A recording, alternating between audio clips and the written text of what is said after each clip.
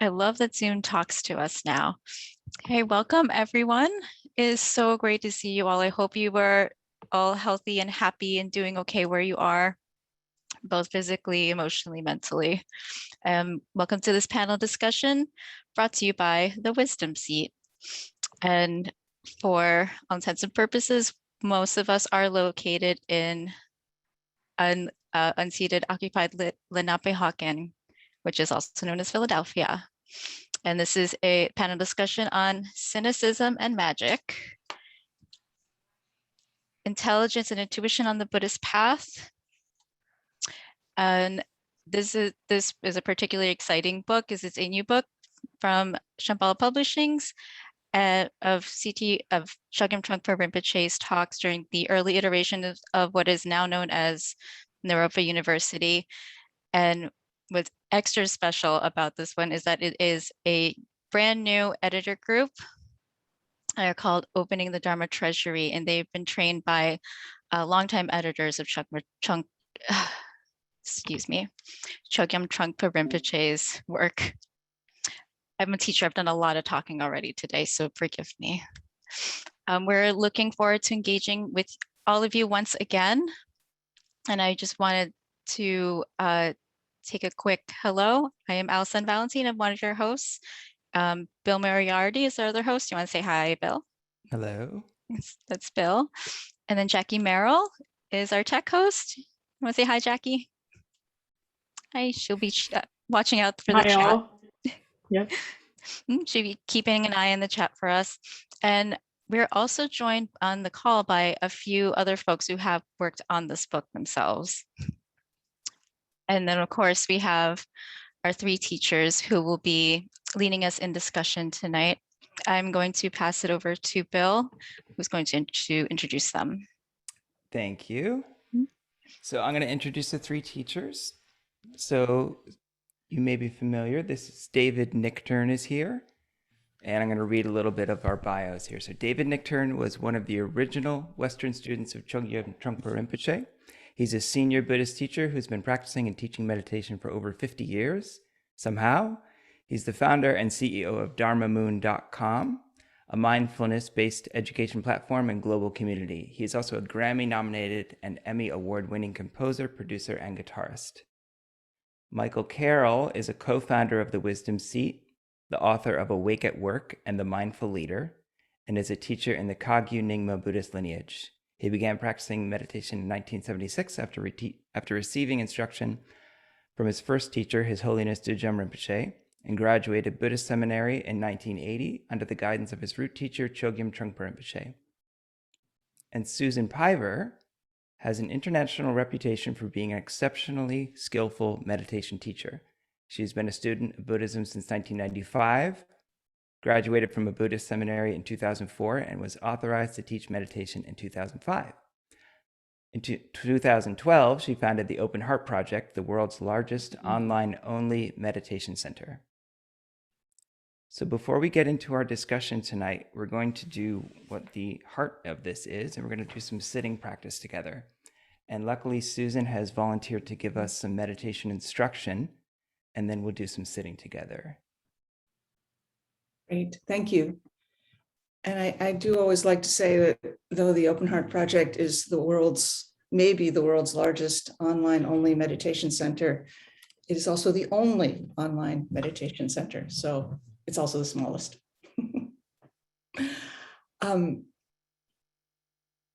So yeah, let's sit together. And that, of course, as Bill alluded to, is the perfect way to enter this conversation, or any conversation really. Because it's predicated on letting go as much as, or more than anything. And as much as we or I may think, I'm going to get somewhere through this practice, I'm going to become someone that I like more through this practice, or even I'm going to be a better person in the world because of this practice. Those are all optional when it comes to the practice itself. which is so simple, it can be impossible almost to believe. The reason I say it's so simple is because you literally cannot remove anything from the technique. There's nothing extraneous, nothing removable. It involves your body, can't take that away. Your breath, can't take that away. And you being as you are. No more, no less. There's nothing that can be removed from this formula. Just very briefly, some time ago, a month ago, 6 years ago, 7 lifetimes ago, time is going by very weirdly. I was sitting down to do my own practice and I was very grumpy. I did not want to do it. I'm like, oh, well, I guess I have to because it says I'm a meditation teacher on my bio, so I better do this. Blah, blah, blah, blah. Let me just get her done. And when I sat down and my little bell rang, I got grumpier. And I thought, I'm not going to do anything. I'm not going to do any of that. I'm just going to sit here and be myself. That turned out to be good. That turned out to be a good idea. And so I invite you as we begin this practice to just sit there and be yourself. The technique provides containment for that operation of being oneself. So the details of the technique are very important, mainly because they set up the situation where you can just sit there and be yourself. So let's begin.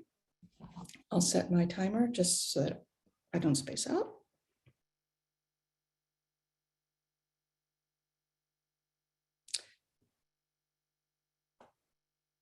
Make it too loud so it doesn't scare anyone. Okay.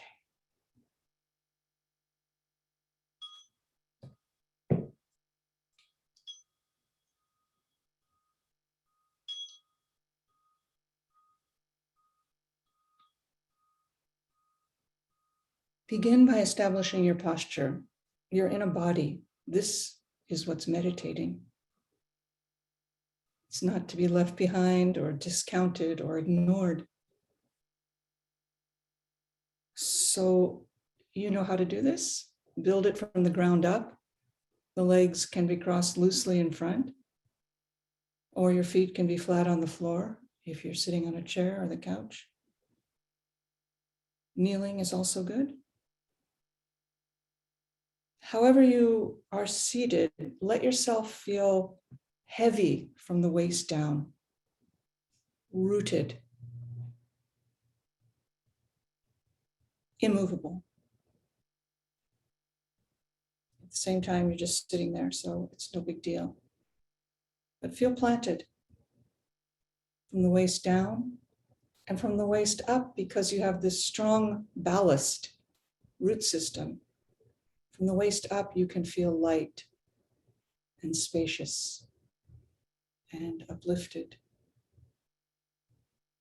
At the same time, you're just sitting there. The hands rest on the legs, somewhere that feels comfortable, palms down.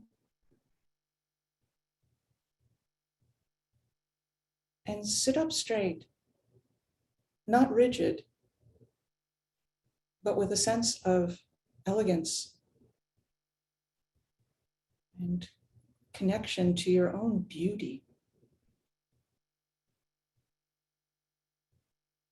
And let the front body soften. The belly can relax a lot. The shoulders can go back to their normal position. Nothing to lift or drag. Like the wings of a bird sort of ruffle and tuck in when the bird lands. You can have such a sense in your shoulders, if that sounds cool. The mouth is closed. The breath is natural. The eyes are open, and the gaze is cast down to land on a spot in front. But rather than gripping a spot or laser focusing on a spot, just let the eyes settle with a sense of receiving what's in the visual field rather than parsing.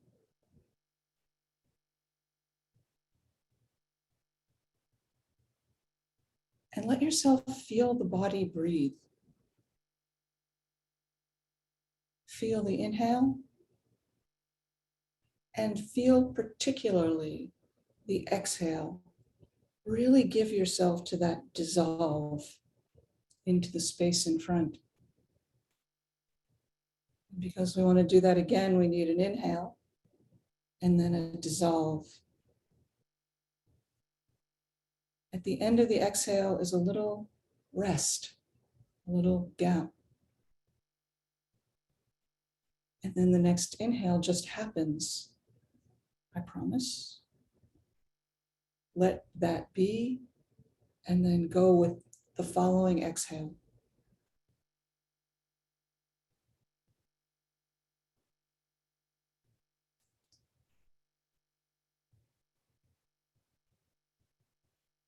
Not observing, I'll say again, we're feeling, we're being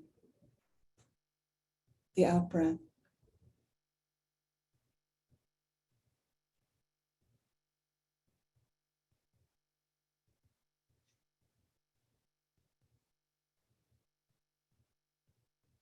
The mind will continue to make thoughts because that's what it does, and that is completely fine.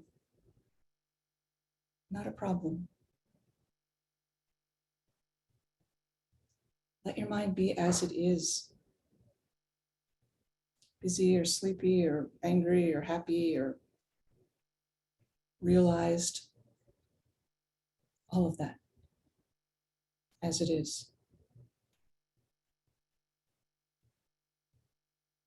Most of your thoughts will just come and go. You don't need to do anything about them. Just let them slip to the background. If you notice, they resume the foreground, meaning you become lost in thought and you're no longer aware of your breath at all. That's great, actually, because you just woke up in the middle of your own mind. And that's very useful. So notice that you're thinking.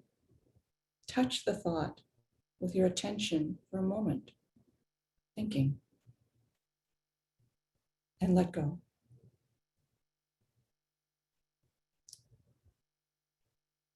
Gently come back. And begin again. Breathing in and dissolving out.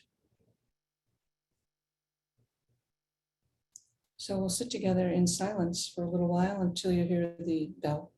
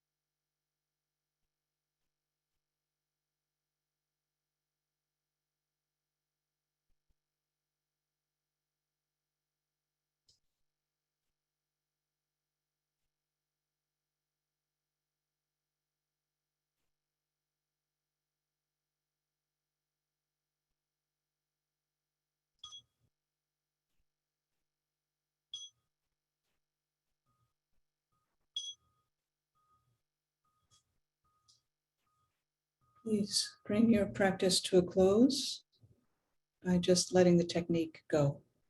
Thank you.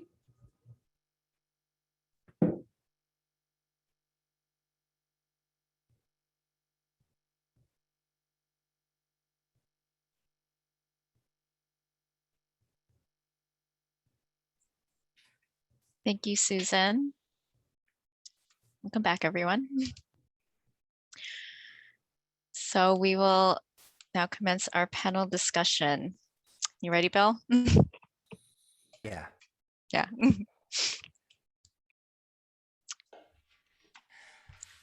Michael, Susan, David, So ready? Alan, Go. Where's David? I don't see him. Where is he? he is pinned. Oh, there he is. Hi, David.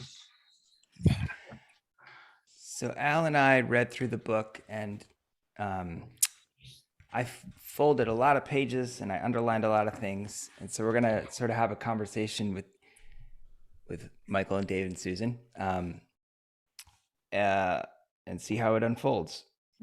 And I think Al's gonna start us off with sort of some context.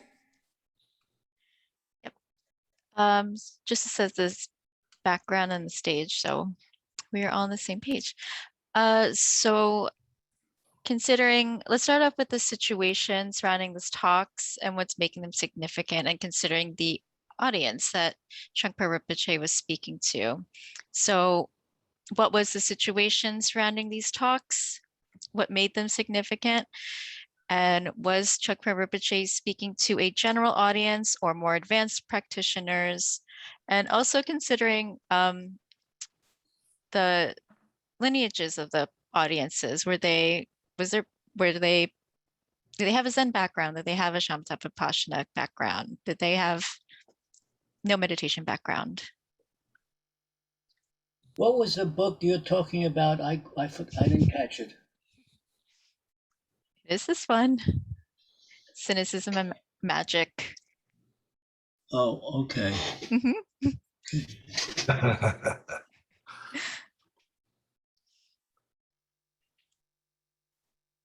Who are you asking that to? Anybody in particular? It is open to you and David and Susan. Okay, got it. Mhm.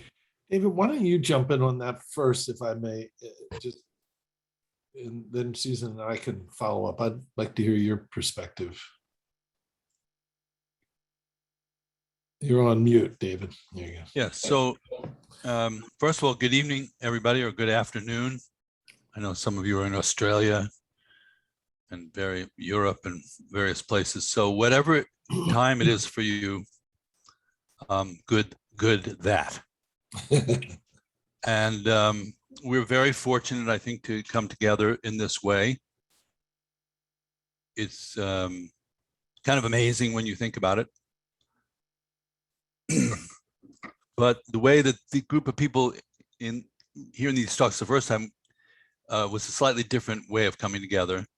And all the bodies were in Boulder, Colorado. It was 1974 that these talks were given.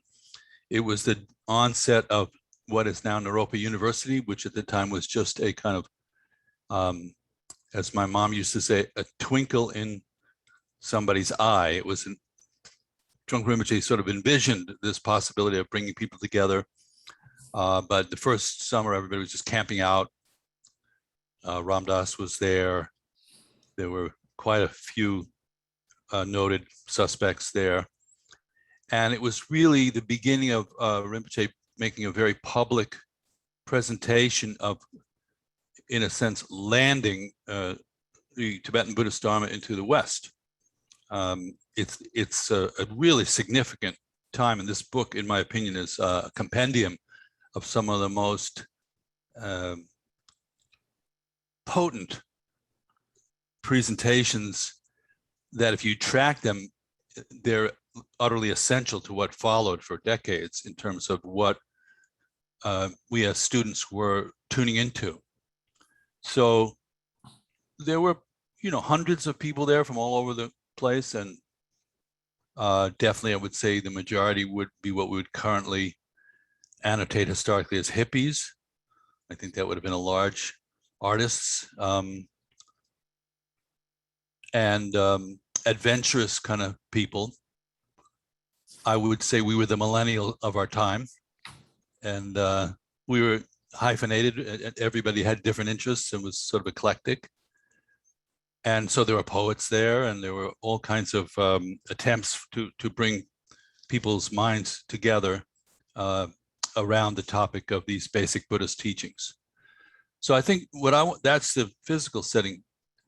What I'm struck by, and this is, I could say this is sort of my personal karma for the last year and a half, is this pandemic thrust me and my colleagues and my friends and my students into a vortex of studying these early teachings of Trungpa Rinpoche.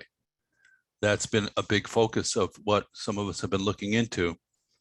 And there's something about all of them that it just has been gnawing away at me. And I've been trying to put my finger on it.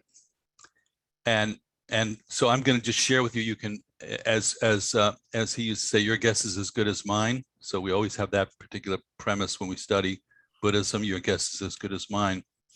But here's my guess, that Rinpoche was talking about Buddhism from the inside of it, of the experience. In fact, I'm going to go out on a limb and say from the inside of the experience of the fruition of these teachings. And that even though he's presenting classical theories and descriptions and the 3 marks of existence and the 4 noble truths and Mahayana teachings and all the things that I think many of us have studied, something glares out about the way he's talking about it, as if actually he's describing an experience, like as if I told you I went for a walk down the road this morning and a deer came out and kind of stood in front of me and actually stared into my eyes deeply for a while and then bolted off into the forest. There's something about it that's like that. It's, even though it's saying, well, there's of course impermanence in this, it's like, what does all that feel like? If you put your mind and body and speech, as Susan said, into the present experience that you're having right now, what actually does it feel like? And the kind of critical thing that happens is there is no echo. We live with an echo chamber all the time, which is called self or ego. And it's like we're getting a bounce back. How am I doing? How did this happen? What's happening to her? What does she think of me? Who lived here before us? Who's going to live here after us? And the experience of the moment is just so raw, and there's no echo at all. And in his teaching, there's no echo. So that's what I think. If you really peel away at it, you're going to get a chance for direct transmission of what this experience is that we're shooting for here.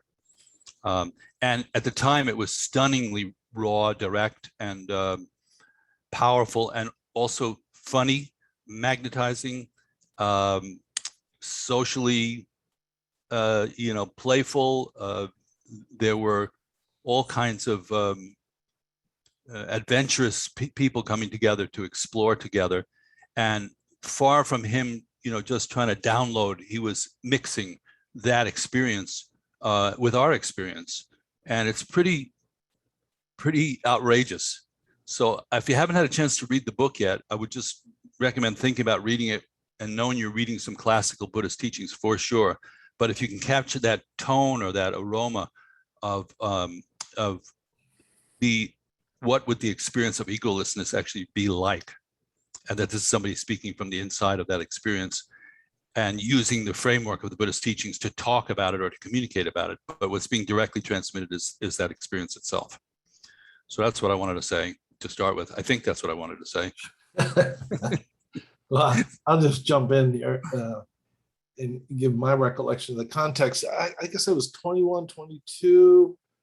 At the time, I wasn't at Naropa. But the context of my experience, I think this is true for a lot of people who met Trungpa Rinpoche at the time, it was such a vibrant, I was a hippie, like David said. I had long hair, the whole thing was kind of fun. But the context was so vibrant. I was in New York at the time, and the spiritual conversation was so rich. There were the Munis, there was Maharishi Mahesh Yogi, there was S, there was Namyo Renge Kyo Nichiren, there were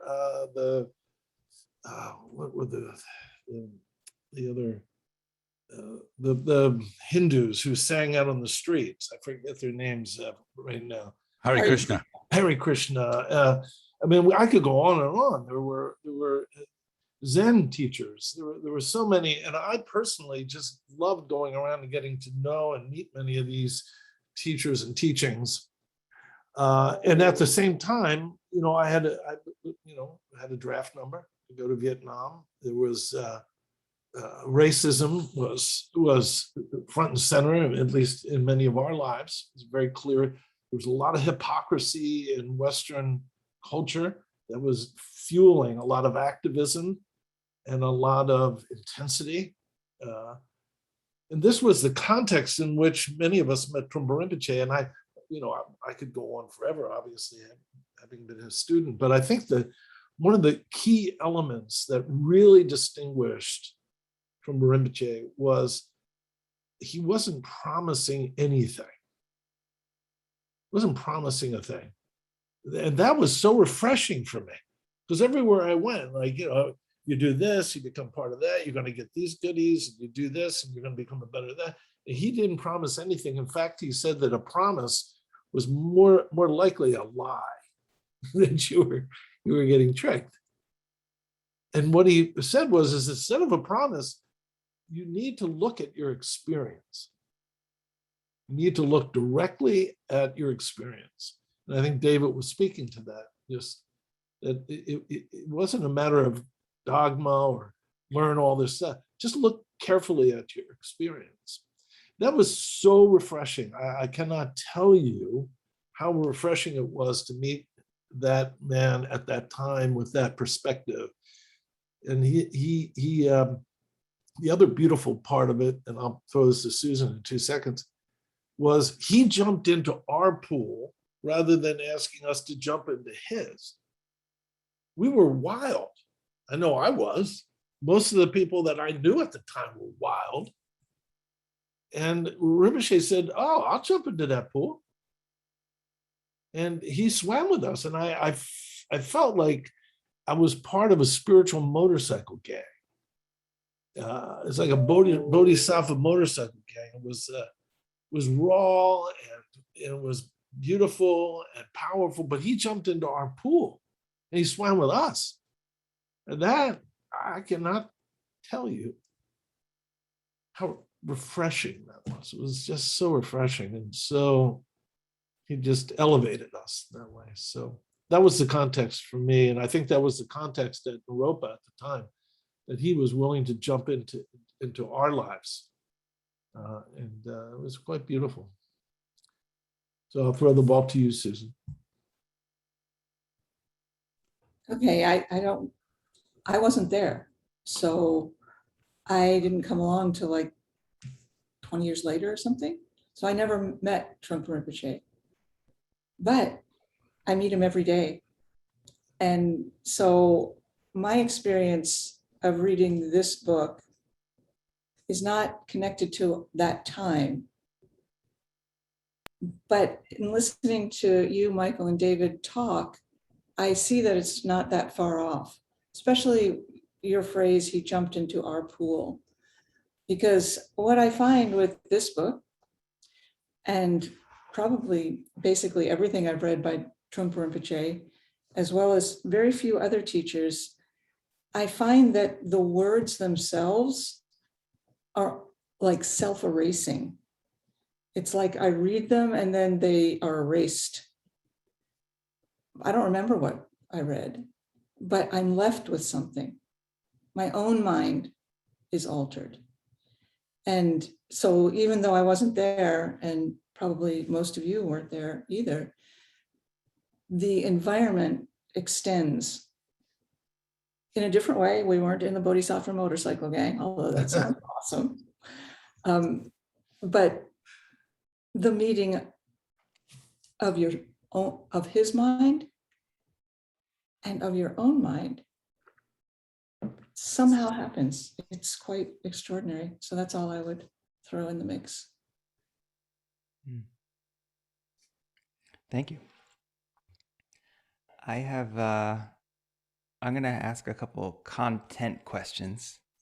Now we got our context for this. So I have way more than I'll be able to get to, but I have a question about this idea of bewilderment. Early in the book, there's a quote here: everybody possesses this bewilderment.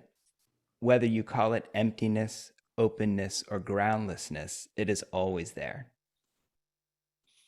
So I don't think I've seen that before. Why do you think he would relate emptiness and openness with bewilderment? This is to any of our esteemed teachers.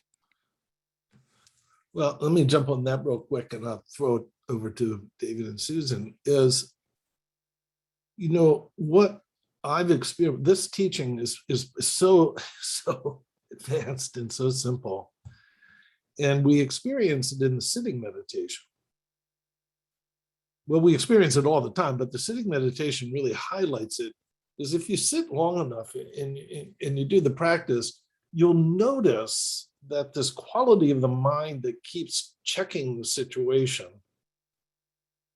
and comes in and out of its immediacy has a fundamental haunting question that may not even get articulated, which is this working out? Is this okay? Okay, good. I'm meditating? Okay, good. Yes. What time is it? Okay, good. Whoa, how much long? Okay, good. Okay, I'm doing this right. Okay. And we all are familiar with this little checking quality of the mind that keeps checking the situation for reassurance about, am I going to be okay? Is this working out? Well, just before you check, there's a gap, which is this bewilderment. This metaphor I use is for New Yorkers. We all know when we come up out of a subway station, it's like, what? We don't know where we are. We're disoriented for a moment until we get our bearings. That disorientation happens continuously throughout the day. And we constantly seek to reassure ourselves with familiarity. And this is just part of the technical quality of being human. What Rinpoche is pointing out here is this bewilderment is far less important than what is noticing it. Because you might notice it and freak out. Or you might notice and see that the situation's awake or vast. But it's really what is noticing it is what he's pointing to.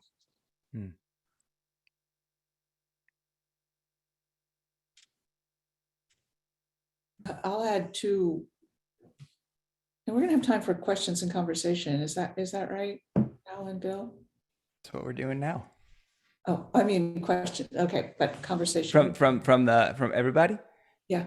Yeah, I think what we'll do is if anyone on the call has a question they'd like to do, just pop it in the chat and Jackie's going to monitor those. Great, thanks. So the bewilderment to me always surfaces in the Prajnaparamita Sutra, in the Heart Sutra, which I'm sure many of you are familiar with. And the bewilderment is, hey, y'all, no eye, no ear, no nose, no tongue, no body, no appearance, no sound, no smell, no taste, no touch. None of that is there. There is no attainment and there is no non-attainment. So now what? You got going beyond, going beyond, going beyond, going beyond, going beyond. That it's incomprehensible. And to me, bewildering. And somehow the bewilderment is more trustworthy than the knowing, is one of my takeaways. And then the second thing I want to say is, and this is again my personal experience of bewilderment, is when I'm studying, thinking about the Dharma, whatever, I always feel like the thing that I'm looking for, or the realization, or the awakening, is 45 degrees to my left. And when I turn to look at it, it moves another 45 degrees. And it cannot be seen. It always is 45 degrees away. Can feel something, but it cannot be grasped by me. So to me, those things are bewilderment / groundless. And this is the last thing I'll say, if I try to check the bewilderment for value, oh, this means I'm getting somewhere, it's awesome, I'm an awesome practitioner because I'm so bewildered, then it just all collapses. So now what is the refrain? How about you, Shmaev? Well, I'll just add one quick point.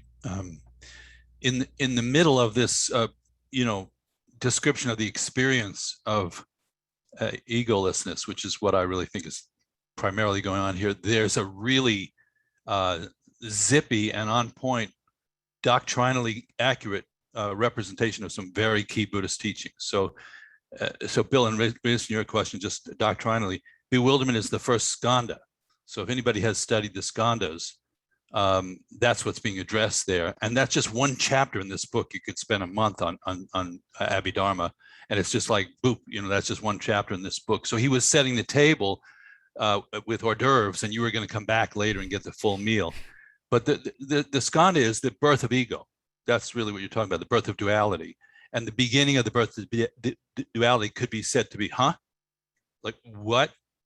And, sometimes your experience really highlights the like I had on the way here. I felt like I was getting a direct shot from the lineage because I could not get to my house. I just almost didn't make it in my apartment in time to be here. The road was blocked. The FDR drive was blocked. People were saying you can't get there from here. I ended up parking 3 blocks away, and I was going to lug my computer and try to get back here in time for you all. And I was bewildered. I didn't have enough quarters for the parking meter. And this is what life is delivering whenever you're trying to basically get somewhere. And that's the birth of, like, it's before it's unraveling. So the first skandha is the beginning of the ravel of trying to make sense out of the whole thing. And then that develops and crescendos into all the way up to the 5th skandha and the 6 realms that we find ourselves in. So you could also look at these teachings doctrinally too. I'm going to just sort of leave it at that. There's a lot of doctrinal things going on in this book too that are the place is just being set for it for later on. Wow. Does that make sense, Bill? Well, that's a loaded question. I mean, I listen as well as I can, I'm always happy to receive clarity on Dharma books. So I'll take what I can. Thank you. It's interesting that the word bewilderment has the word wild in it. And David, what you described is so wild. It's wild if you don't mind the joke being about you. We think jokes about other people are really funny, but when it's about us, we go, we don't think it's so funny. So if you get that the joke's about your whole way that you trap experience into a dualistic framework, then yeah, it's wild. It's wild because that isn't really happening. You fashion that whole thing out of nothing, as Susan was talking about with the Prajnaparamita. It's all coming up out of, kind of gappy kind of space. And there I was thinking I was going one place to be a good little Dharma boy. 50 years later, I can't even get to my apartment, and that, so that was wild. Yeah. But wild in the sense of upsetting your expectations. Let's put it that way. That is wild. Not because you're trying to have crazy, fun, goofy things happen. More like the joke's on you, and you're finally getting a little bit of it. Yeah. Before we switch topics at all, someone brought up something in the chat a little bit related. Does anyone have something to say about the title? Why these words might have been chosen? Bill, there's one person who asked about why the use of the word cynicism in the title. Yes. And it's Michael Lostraco. He said, like bewilderment, I'm also curious about the use of the word cynicism in the title. I know Rinpoche had an idiosyncratic way with words, not sure how much of that was a matter of translation or his skillful means with language, or both, or neither. Thanks. Susan, do you want to take a shot at that first? Sure. My guess is if the book was just called Magic, it would be a little bit woo-woo. And if it was just called Cynicism, it would be a little bit nihilistic. But maybe there's some middle way implied here between cynicism and magic, or the importance of doubt in your own, in the subtitle, intelligence and intuition are essential. And then I'm looking for something that somebody told me today. The magic can arise. But if there's cynicism without magic, it's very cruel. And if there's magic, perhaps without cynicism, then there's a tendency to float away. So this is something, anyway, I'll leave it at that. What do you think, Michael? Yeah, the only thing I would add to that very briefly is it was one of the most, again, the refreshing elements of being a student of Trungpa Rinpoche, particularly in the early days, is because he encouraged us to trust our own intelligence, not buy a poor bill of goods, not just sort of buy something because it has Tibetan on it or some credential on it or some promise. You trust your intelligence.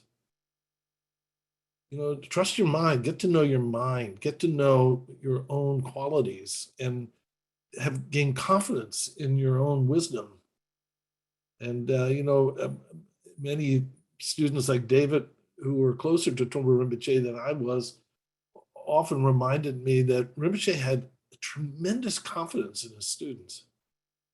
Tremendous confidence. And the use of this word cynicism, I think, points to that level of confidence. That not cynicism from the point of view of diminishing or, cataloging other people's weaknesses. No.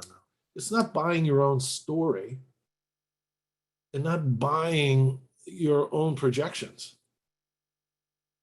And having an intelligent, critical understanding of literally what are you trying to do by going through a spiritual path. And he encouraged us to trust our minds. And that's what I see in that word cynicism.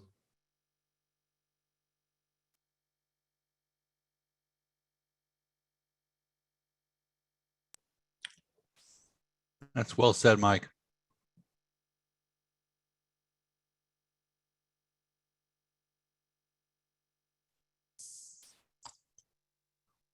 Yeah, and that can drift, by the way, everybody. Let's be honest with ourselves. We can lose track of that your guess is as good as mine. First thought, best thought, and just look for somebody who we think has the key. I see it all over the place. Personally, I don't feel it's the way that our group was trained. I was encouraged to ask questions if I wanted to. You can do it a certain way. You don't have to be, so arrogant and proud, which is what Michael's talking about. But you should, if you find yourself drawn to teachings in a situation in which you're not allowed to ask questions, I think you should question that.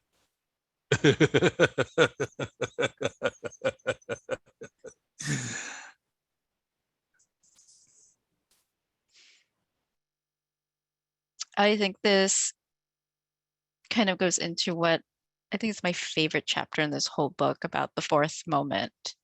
And I think that for me, that's when the title really clicked, right? So he says something about this idea of like the concept of sudden enlightenment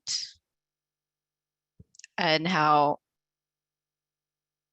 that term itself, we have to be cynical about that, right? That's this thing about sudden enlightenment that's been sold back when he was around. I think we're being sold that now. I think we've always been sold this idea of sudden enlightenment being spirituality or religion or self-care or mindfulness or minimalism and organizing your closet, whatever it is. But in this chapter, he's saying, well, the magic isn't sudden. Magic is actually gradual. And because magic needs a magical setup. So I would like to hear some, David, we could start with you, some commentary on You're what's the killing fourth me. moment. You're killing me. Just organizing your closet. You know, that's funny. Yeah, that's of course, we're not saying you shouldn't exactly. And I would probably pay somebody a good amount of money to do it for me. But yeah, candy, like sugar, look at our culture. It's all based on sugar. Kids eat like probably 1 million pounds of sugar by the time they're 15. And we are a candy culture. And so we like to eat, we like, something delivered. But I think you're onto it, Al, which is like what is the method? What is the approach that actually can steer us in a direction where we feel more cultivated, more developed, our potential is better developed. We become more fully human and more fully ourselves. So what do you think, Al? That's like, I always like to hear what you think about stuff. Can you repeat that? Just the notion of you said sudden and gradual. You tuned into that and you tuned into the fourth moment. So why don't you tell us what the fourth moment is? Because I agree that's a great chapter there. What was your take on the fourth moment since you brought it up? That's what I'm here for. I'm here you all tell me about the fourth moment. Well, let's start with what you think about it. Okay, so well, in my notes that I have underlined, boxed, and starred was experience without the label of experience. These reminders in our lives of the experience without the experience. And what are the 3 moments, just to help us all doctrinally here? Oh my gosh. Did you notice that? I did, and I did write them down. Well, think about what time there is, and it's obvious. Past, present, and future. Yeah, and the presence in there as another straw dog. How cool is that? Everybody's going to be here now, the present, presence this, presence that, and we're going poof on the present because it's another thing that you can have a relationship with and a target. And so it's exactly what you're saying. You're going beyond the notion of experience. That's exactly right. We should all read that chapter. Boy, I wish we had a couple of months together to just go chapter by chapter on this. That would be so great, wouldn't it? We should make that happen somehow. Do not give Michael ideas. Yeah. Okay. Okay. I'm on it. Because it's deep. There's a lot here. This book. This book's very compressed.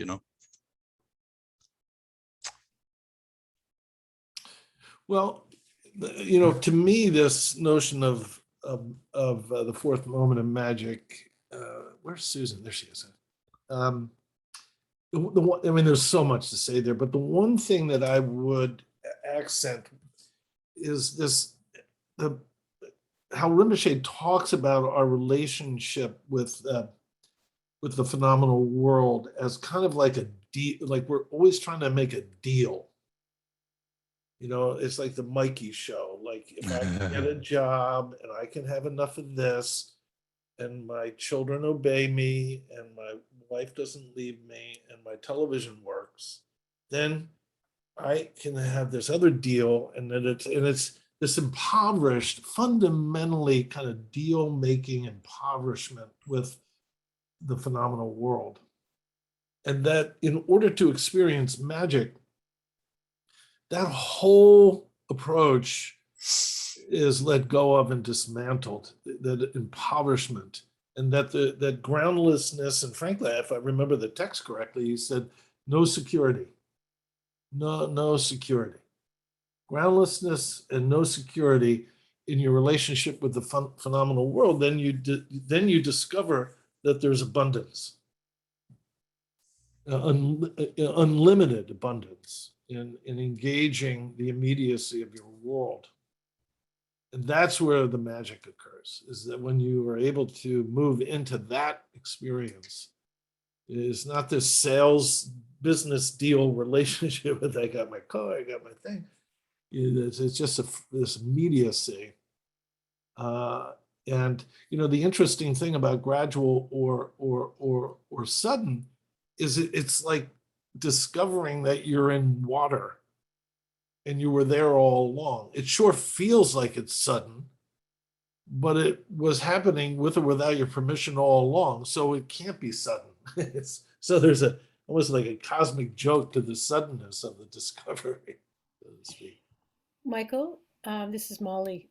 Just Okay. jumping in to see, because you caught my question there around if we're talking about magic, and that it isn't just about happy magic, like it's magic for all times, including the chaos times that we're in now, or that I feel are chaos times, particularly now. I'm in Canada. We're on the eve of an election where we may end up with a conservative government tomorrow, and we'll see. But how would you or others sort of bring this idea of magic into the tough times? Yeah. Like how is there abundance or being here now, and in the toughness, the challenge? Well, I'm going to let Susan and David answer that their own way, but I'll just say this. I was having a discussion about a year ago with a fellow practitioner about Donald Trump. And we were getting all upset about blah, blah, blah, blah, blah. And there was right outside my house, there's I guess a 300-year-old oak tree. And I just looked at the oak tree and I said, I don't think that oak tree cares at all about this situation. There's something larger going on, something so large, so vast, so big going on. That's the context for this idiocy. That if we can touch it, the context, understanding that view actually is very medicinal, in looking at the madness of confused mind and what we've done to this planet. So I'll let Susan, I know, has an answer. She is dying to give on this. Go ahead, Susan. Oh, yeah. You know me, I'm like an open book. You know me so well. No, I have no idea. What I do know is that magic doesn't mean, and I know you're not saying this, Molly, oh, there's a way to make all of this okay. Even in abundance, that's not like, oh, I've got everything I want, so therefore everything's fine. I don't think that's the kind of abundance that Michael is talking about. It may include that, but there's no way to make this okay. So that's where I'm starting from, because we live in a samsara, and though it may be inseparable from nirvana, it's doesn't make it any less samsaric, I think. So the word that comes to my mind along with magic is heartbreak, which I know may not sound like super magical and awesome, but there's something magical in heartbreak, in that you have no more game. All your game is gone. You can't, the strategies have all failed. And you're just left with something raw and open. And though it does not feel good, there is incredible possibility there, because the whole game is shattered. So hopefully you will not get a conservative government tomorrow, nor will we in the United States. But when things go particularly wrong, there's particular magic afoot. And I don't mean to make everything okay. I mean to see clearly. Mm. Thus have I heard. So that's what I got. I'd love to know what you guys think. Well, let me bring up something that Jackie's finding in the chat here, which I think is related to this. Jackie, do you have? I can do it if you don't have one. Do you have like a consolidated question out of these? The fourth moment. Yeah.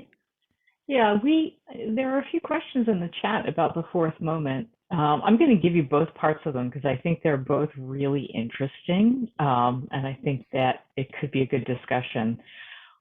Elizabeth Layton asked whether bewilderment allows the fourth moment, and Barbara C. asks, how does the fourth moment transcend the present, and what does going beyond experience mean? I would like to jump in briefly because this was also occurring to me when you were talking, Michael. And I hope this is relevant, so just please ignore me if it isn't. But I think it might have been one of you, Dr. Dave or Michael, that I was talking to about my meditation practice long, long ago, 20 years ago, maybe. And we were talking with whomever I was talking with, I think it was one of you, about cultivating the inner observer. I'm like, isn't that what we're doing here? We're cultivating the inner observer. And this mysterious genius said, well, Trungpa Rinpoche said, yeah, cultivate the inner observer through your practice. And then at some point you let go of the observer. And that was like kind of exploded my mind. I'm like, what? I've thought to think about it for 20 years. What would that, what? I get observing my experience, but then there's something observing my experience, and observing my experience. And then at some point you let go of the observer altogether. Well, as we're talking about this fourth moment, that came back to me, and I'm thinking that must be the fourth moment universe, such as it is, the full letting go. But I would love to hear what you guys think, Michael. Dr. Dave?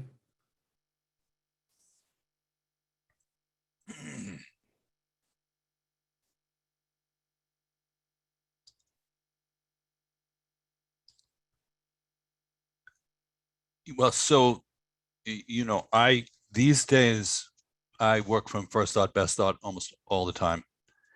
That's what stuck out, because there's so much Dharma, there's so many texts and there's so much doctrine and there's so much teachings.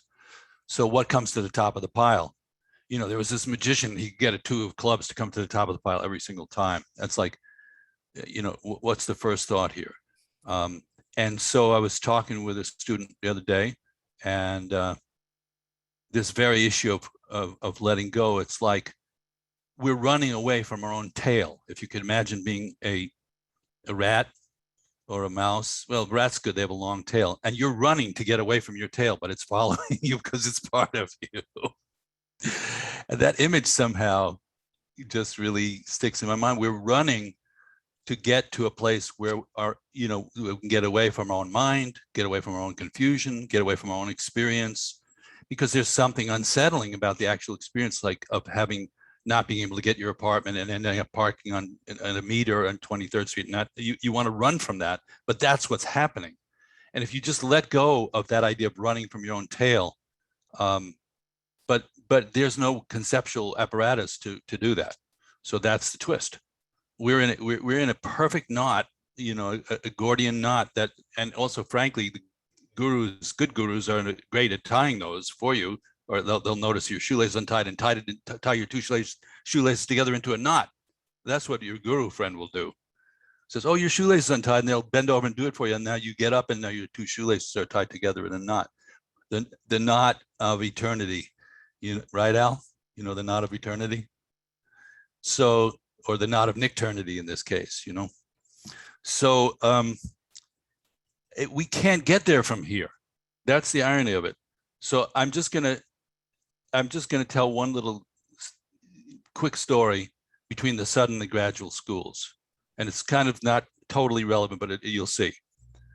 So, and this is true, Kalu Rinpoche, this is another great master. There were these really great teachers that we had a chance to meet and study with. So you had some sense of like, oh, this is more than theoretical here. If from my perspective, meeting the 20th century Buddhist masters through the grace of Trungpa Rinpoche, really through his activity, was like meeting Muddy Waters or Lightning Hopkins or the blues masters, and you'll never get it. That's just never going to happen again. So Kalu Rinpoche debated with a Chinese Zen master. I feel like telling this to new students so you get a flavor of this. And it was the sudden and the gradual school. And they've been doing this for thousands of years, actually, maybe 8,000 years, this debate between the gradual and the sudden Enlightenment schools. And, the Zen is sort of more the sudden thing, like, they hit you and they yell at you and they're going to try to wake you up any way they can. They'll hold you by your ankles off the edge of a cliff. Wake up, wake up, wake up. And we go, okay, do some prostrations, do some mantras, do a lot of meditation. And then nobody pays any attention to you at all, and even ask you how it's going. And then gradually you figure out that you're, neither here nor there. So they went to the Zen master, the Chinese Zen master, can you imagine this? Picks up an orange and he holds it up and he has the translator, he shakes it in front of Kalu Rinpoche's face, It says, "What's this?" And of course that's supposed to pop your mind open and crack your mind, and all of a sudden you have the fourth moment all over you and you can't even remember the other three moments. And Kalu Rinpoche just takes a breath, and through the translator he says, well, like, what's the matter with this guy? Hasn't he ever seen an orange before? So there you have it, my friends. There you have it. I mean, the orange itself doesn't need to be exploded as a non-conceptual orange. It already is that. It's already non-conceptual. So there you have it. That's my best shot at trying to rope that one in. Well, the only thing I would add to that, Dave, is beautiful. I loved that story when I first heard it. It made me laugh so much as a young man. In the quality of the fourth moment, when we live in time as we experience it, the experience that you were explaining earlier, David, where you can't find your keys and you can't get to the apartment, and the whole situation seems off. It's always a deal. We're trying to make a deal with the experience, but we can't get a hold of it because the past is gone and the future hasn't happened. And if you try to grasp the present, it doesn't work.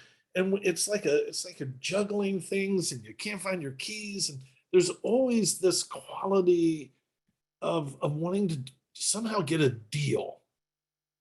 And part of the deal, as Buddhists, we get the impression that I'm the biggest problem in this thing.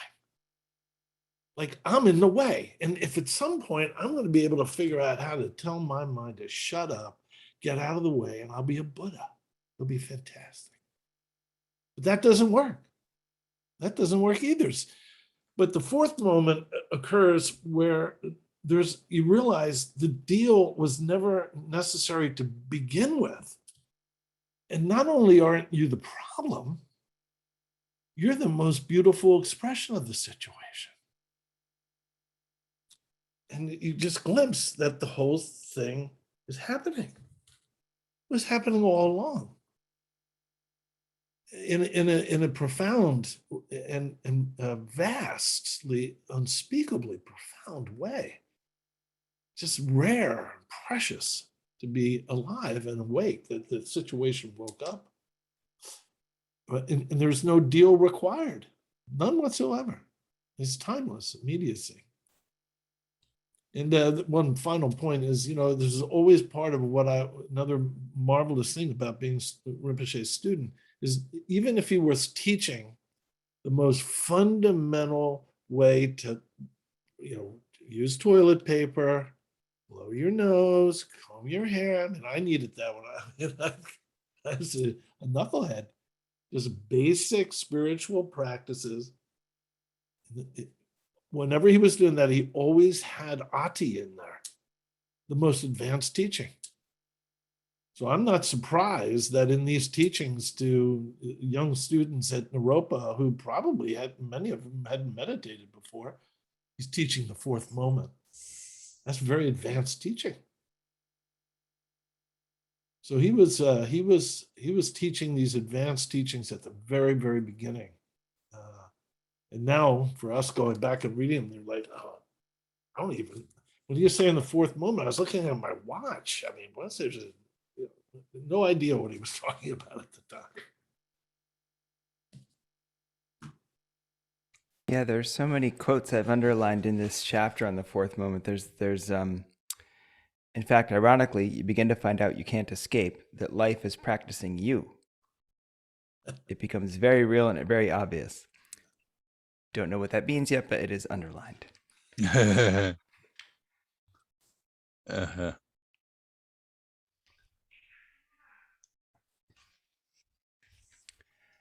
There's one more topic I want to try to bring up if I can, which is this chapter on poetry and song. I wonder, I don't remember the timing. Was this all before the Dharma art talks and book? Maybe that's not important, that part. No, it isn't. David, No. I don't think Rinpoche had taught Dharma art as yet, but this is the hints as to what is about to occur. Yeah. But go ahead, David. As Naropa began to unfold, you know, a lot of, he wanted it to be a place where it wasn't just strictly Dharma, you know, not a Shedra or something like that, but where there could be art and culture, and there was Aikido, and there was you know, calligraphy, and there was psychology. So it was kind of a festival idea of all the different disciplines coming together. So Dharma art was part of that. And you know, I personally have adopted and love that particular thread, because in being expressive, you know, when you get past people who they think they're trying to be, and you just give them a guitar, or you give them a flute, or you give them a piece of paper and draw on it, you can really directly express something, you know, very genuine, if you're not too, you know, self-conscious about it. So that was a thread that developed, and it was also bringing the same level of refinement of mindfulness. Frankly, it's why I started Dharma Moon. There was the idea of the moon energy, you know, the art, the culture, beginning to reflect the Dharma, instead of just sitting around talking about doctrine all day long and every day. And that then feathers out into everyday life. You know, how do you live your life? So that evolved, I would say, Bill, over the next several years, and became quite an important part of our culture. And it is to this day. Yeah, I think the question I'm going to ask on top of that might be too big, but I imagine the types of art related to like calligraphy and poetry that Chogyam Trungpa Rinpoche is maybe encouraging are improvisation or spontaneous. I wonder if he also gave advice on something like music composition where it's not improv. You work on it, you go back, you refine it, you work on it more, you go back. Short answer, totally. Okay. Because the two things go together in a beautiful way, as you know. Even calligraphy, it's not just like, here's a brush, you know, it's not pop art. There's a tremendous amount of training that goes into all these arts. And he musically, he liked Mozart particularly. He thought Mozart had all the 5 Buddha families in it. You know, I mean, it's not a question of like, oh, I like what he likes, but what's the principles that are being illuminated there? And discipline is definitely one of them, and the classical discipline is definitely a big part of it. Yeah, it wasn't just jamming all the time, that's for sure. Yeah, I think, if I may, I think what appears to be an emphasis on improvisational spontaneity in the arts was also somewhat of a reaction to the way he was engaging Western students' approach to the arts, which was almost like tourists to some degree. That poetry was, and I think he experienced this with some of the poets. I'm a little outside my pay grade with this because I didn't spend time in there too much, but the impression that I got was that many of the people who were doing art, whether it was performing art or poetry or acting or writing, had an arm's length relationship with the art in order to confirm themselves as artists, as poets, and that he wanted to deconstruct that misunderstanding and see art as a way of life, as a way of expressing sanity, rather than confirming yourself as an artist. And I think that that's what he was doing in the very initial part of Naropa, but by no means was it, he very much appreciated training, discipline, learning dressage, many of the arts, calligraphy. I had the flower arranging, took many classes on that. So I think that's part of the context for why he was speaking that way, I think. Thank you.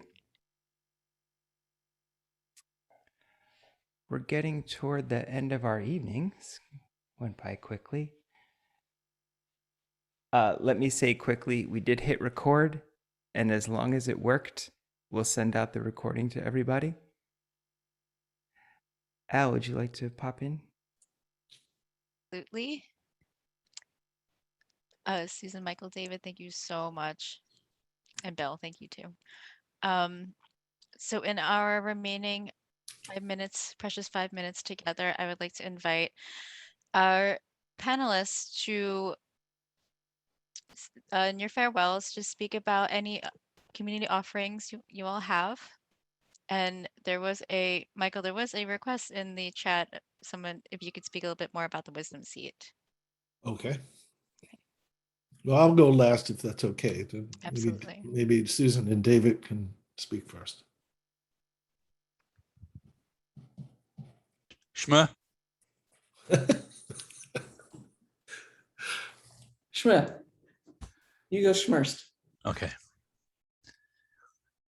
Susan and I have our own, because we played together in the sandbox when we were children, we have our own little language. You just put a shma in front of any word you want to say. Schmoozin, Schmave, Schmeichel.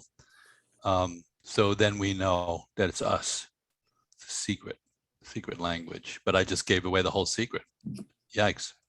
So yes, in a nutshell, that's I'm thinking of that as the title of my autobiography, Schmooze. My life in a nutshell. What do you think? Good. Also, in one era and out the other. That was another contender for the prize. So I have, been teaching for a long time.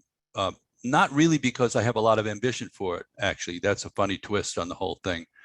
But we have a beautiful flow going, and it's something you want to participate in. So I started a teacher training program about 20 years ago, and then it congealed in the pandemic into an online program, a virtual program. It's called Mindfulness Meditation Teacher Training Program, a 100-hour program, and we have one starting. We have a free info session for it a Wednesday night, and my friend Duncan Trussell, who's a comedian and a Dharma kind of comedian and kind of really an outrageous person, is going to join us for it. And anybody can come. All you have to do to register is go to dharmamoon.com, and there's a banner at the top, and just join us Wednesday night, same time, 6 to 7:30, free info session about the Mindfulness Meditation Teacher Training Program. Many people have been through it, and we like to think it's a very solid grounding for people who actually want to teach other people about meditation, or if you just want to enhance your own practice. Then second, we have a kind of more basic course called Foundations of Mindfulness. You can also find that on the website, and that starts Thursday night, coincidentally, and that's just 4 Thursday nights.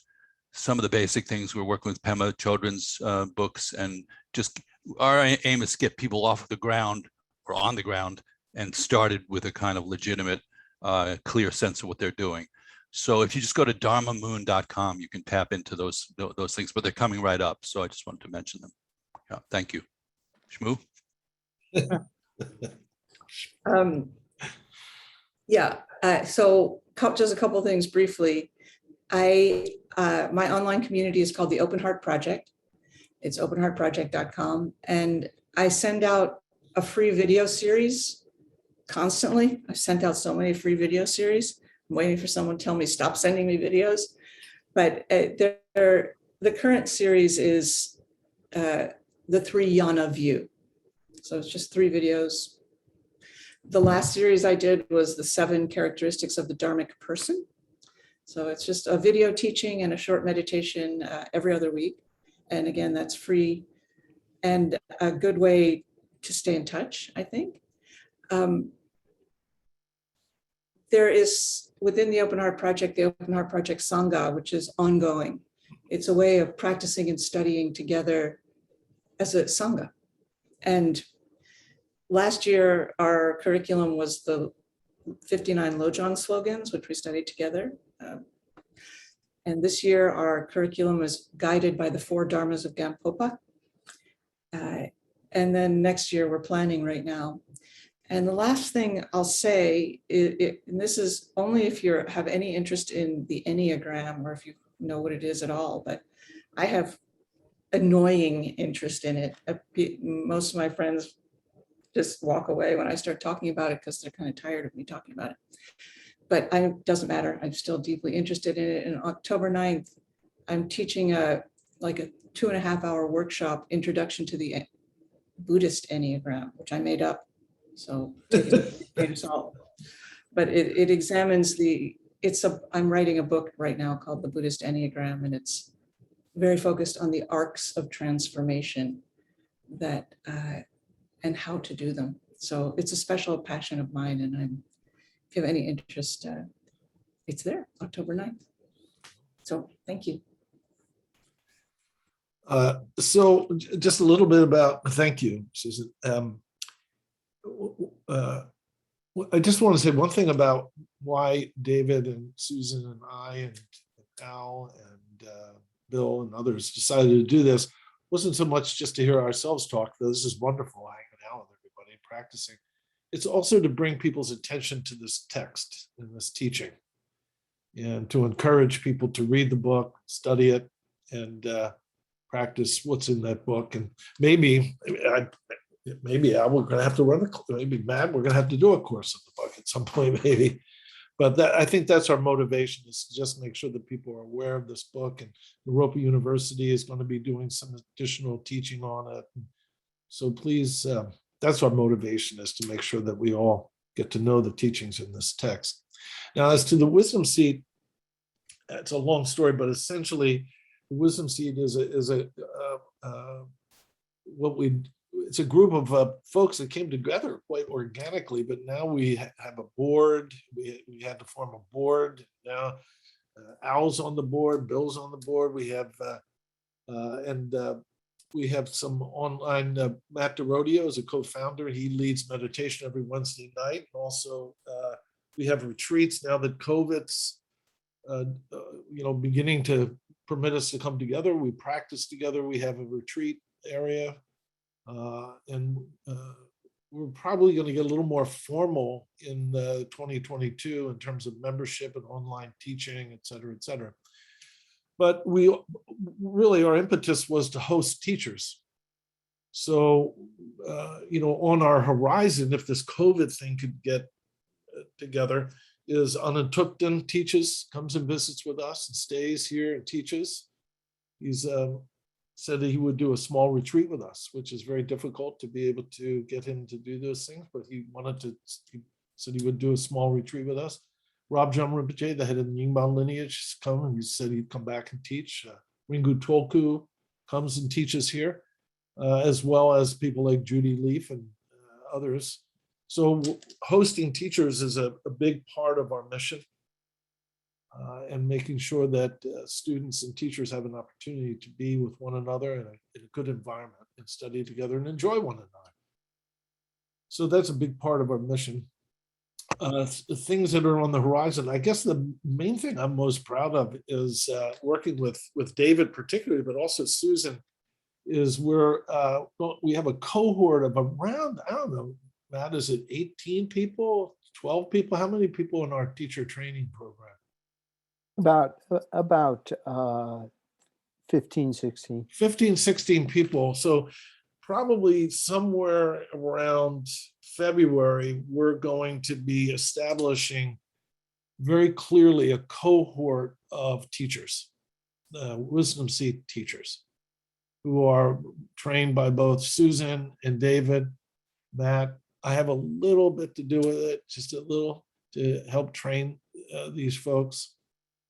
One of the courses that we'll be doing is called Sacred Boredom, is a program that Matt and I will be teaching, Sacred Boredom, as a kind of a capstone for this cohort's training as meditation teachers. I don't know, I'll be teaching a class in the new year called the five Buddhist legends to live by. It's a book that I'm outlining, and I'm going to be teaching that. So you can go to the website and learn about it.